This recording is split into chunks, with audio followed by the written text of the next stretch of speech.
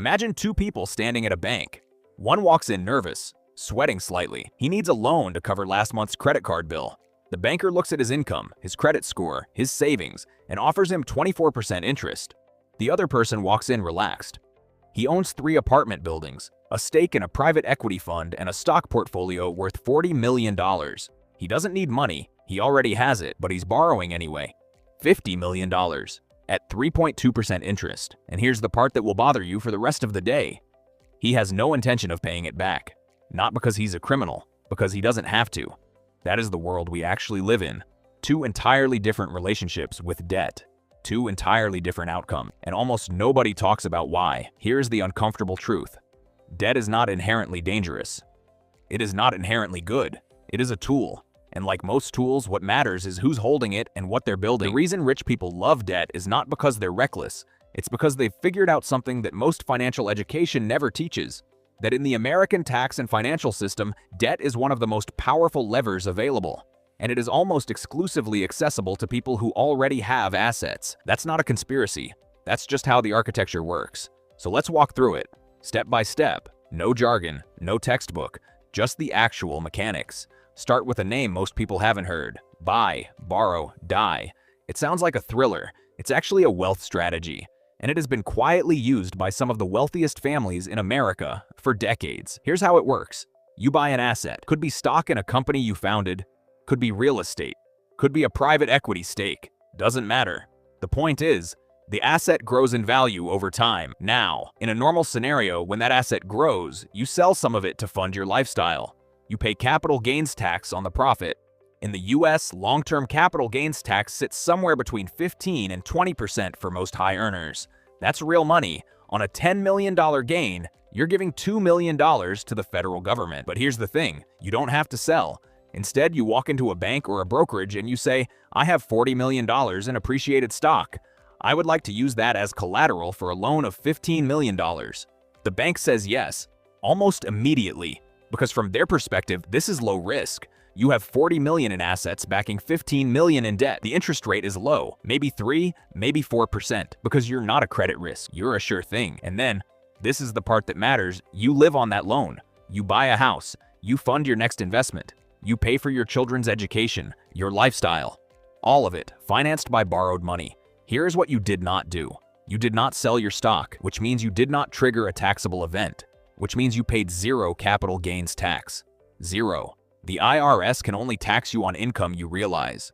On gains you actually crystallize by selling. If you never sell, if you just keep borrowing against your growing pile of assets, you never owe them a cent on that appreciation. That is not illegal. That is the system working exactly as designed. Now let's talk about the die part, because this is where it gets almost absurdly elegant. Under current US tax law, there is something called a step-up in basis. When you die and pass appreciated assets to your heirs, the cost basis of those assets resets to the current market value.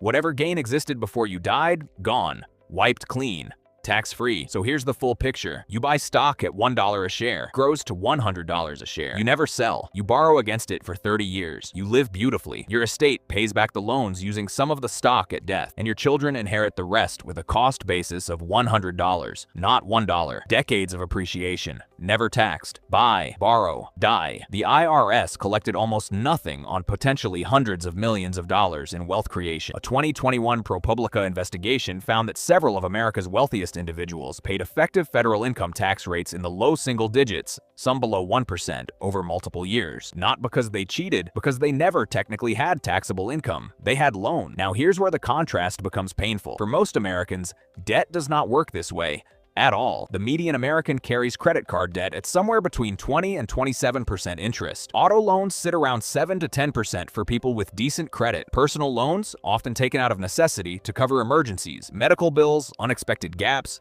can push past 30% for anyone with a blemished credit. These are not investment loans. These are survival loans, and the math on them is brutally punishing. Carry a $5,000 credit card balance at 24% interest, make minimum payments, and you will spend years paying it down. You'll pay back nearly double what you borrowed in some cases. You're not using debt to build wealth. You are using debt to tread water, and the current is getting faster. The Federal Reserve's 2023 survey of consumer finances found that the bottom 50% of Americans by wealth hold almost 36% of total debt, but only 2.5% of total wealth. They're not leveraging assets. They don't have assets to leverage. They're borrowing to consume.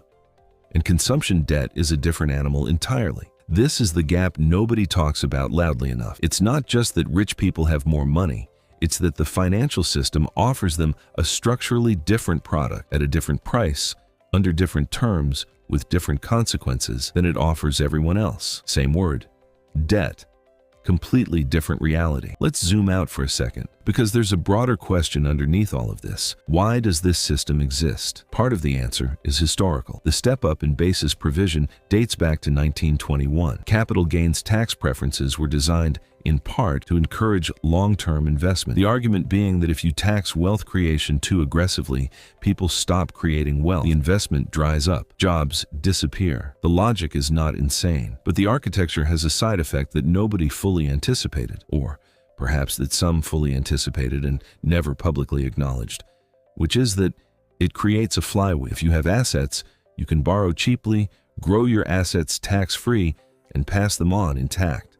If you don't have assets, you borrow expensively, deplete your income in interest payments, and have nothing to leverage or pass on. The first person's wealth compounds, the second person's debt compounds. And here's the deeper irony. The behaviors look the same from the outside. Both people borrowed money. Both people took on debt. One is building generational wealth.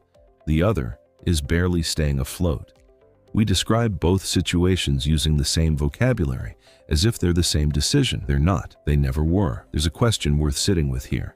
And it's not really a political one, it's a mechanical one. If you are not wealthy, if you don't have appreciating assets to borrow against, can you still use debt intelligently? The honest answer is, sometimes.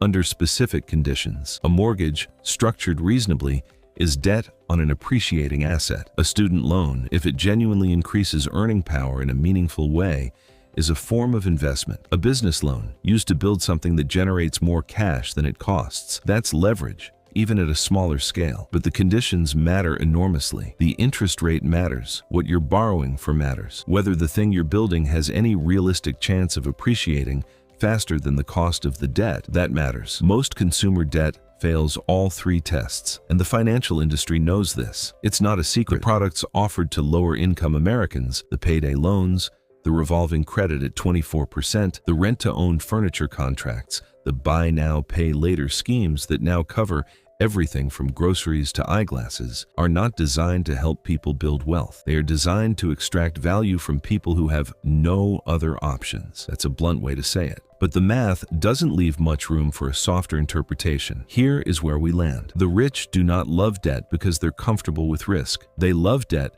because for them, debt is not risky. It is a tax-efficient funding mechanism backed by assets that are growing faster than the interest they're paying. It is a way to access liquidity without triggering a tax event. It is a tool that gets cheaper and more powerful the more wealth you already have. The poor do not fear debt because they're irrational or financially illiterate. They fear it, or more precisely, they're right to treat it with extreme caution, because for them, debt is a trap. High cost, high risk, no asset base to catch them if something goes wrong. One missed payment and the interest compounds. One health event, one job loss, one unexpected bill, and the whole structure collapses. Same word, opposite experience. Now here's the question I want to leave you with, and I genuinely don't have a clean answer. The step up in basis, the favorable treatment of borrowed money, the gap between what a billionaire pays to access capital and what a working family pays for a credit card. These are not natural laws. They are policy choices made by legislators, which means they can, in theory,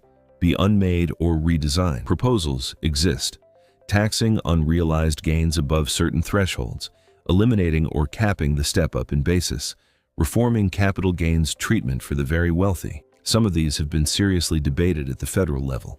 None have passed. The counterarguments are real. Liquidity concerns, economic disruption, complexity of enforcement. But ask yourself this: if someone told you 30 years ago that a handful of individuals would accumulate more wealth than the bottom 150 million Americans combined, and that the mechanism enabling it was a largely overlooked set of tax provisions from the 1920s, would you have believed it was possible? Because that is where we are. Whether the system needs fixing is a political question. What the system does, the actual mechanics, the actual math, is not a matter of opinion. The numbers are the numbers.